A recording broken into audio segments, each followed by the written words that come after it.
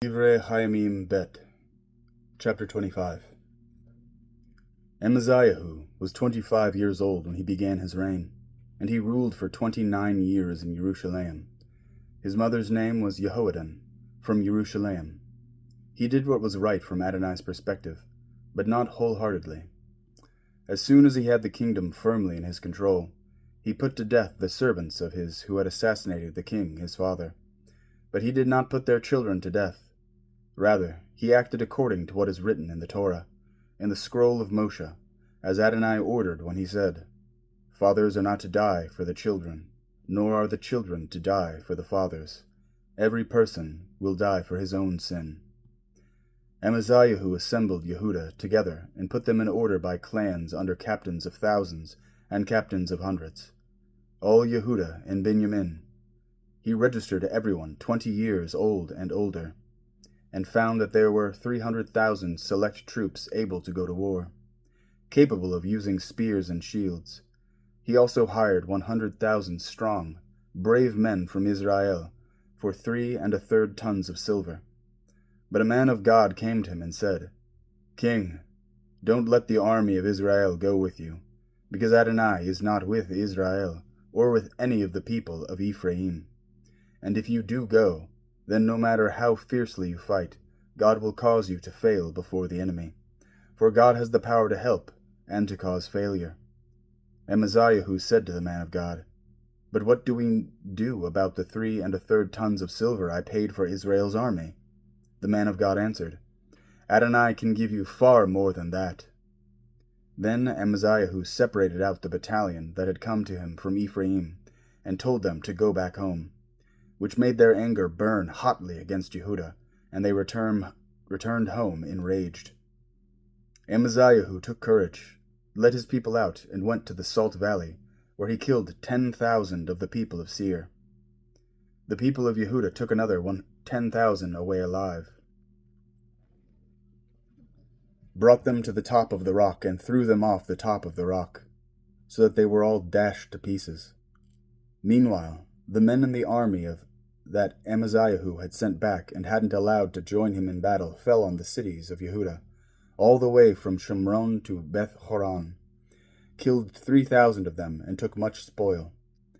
After Amaziah returned from the slaughter of the people from Edom, he brought the gods of the people of Seir and set them up as his own gods, prostrating himself before them and offering incense to them. As a result, the anger of Adonai blazed up against Amaziah. And he sent him a prophet, who said to him, "Why have you sought out the gods of those people, when they couldn't even rescue their own people from you?" But as the prophet was speaking to him, he interrupted him. "Were you made an advisor to the king? You had better stop before you get yourself killed."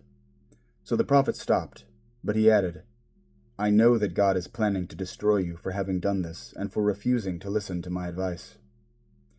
Then, after taking counsel, Amaziah, king of Yehudah, sent a challenge to Joash, the son of Jehoahaz, the son of Jehu, king of Israel. "Come on, let's have it out face to face." Joash, the king of Israel, sent this reply to Amaziah, king of Yehudah. "Once, in the Lebanon, the thistle sent a message to the cedar, 'Give your daughter to my son in marriage.' But a wild animal passed by the thistle and squashed it. You say you defeated Edom, which is true, so you're excited and itching for more glory. But now, stay home.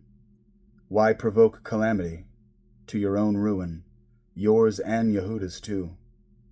But Amaziah wouldn't listen, and this was from God, so that he could hand them over to their enemies, because they had sought the gods of Edom. So Joash, king of Israel, went up, and he and Amaziah, king of Yehudah, had it out face to face at Beth-Shemesh, which belongs to Yehudah. Yehudah was defeated by Israel, and every man fled to his tent. Joash, king of Israel, took Amaziah, king of Yehudah, the son of Joash, the son of Jehoahaz, prisoner at Beth-Shemesh. Then he brought him to Yerushalayim and demolished the wall of Yerushalayim, between the gate of Ephraim and the corner gate, a section 600 feet long. He took all the gold and silver, all the articles he could find in the house of God, with Obed-Edom, and the treasures of the royal palace, together with hostages. Then he returned to Shomron.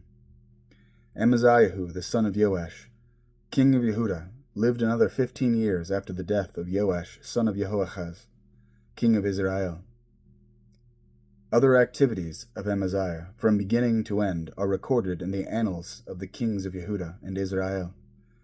From the time that Amaziah turned away from following Adonai, they formed a conspiracy against him in Yerushalayim. So he fled to Lakhish, but they followed him to Lakhish and killed him there. They brought his body back on horses and buried him with his ancestors in the city of Yehudah.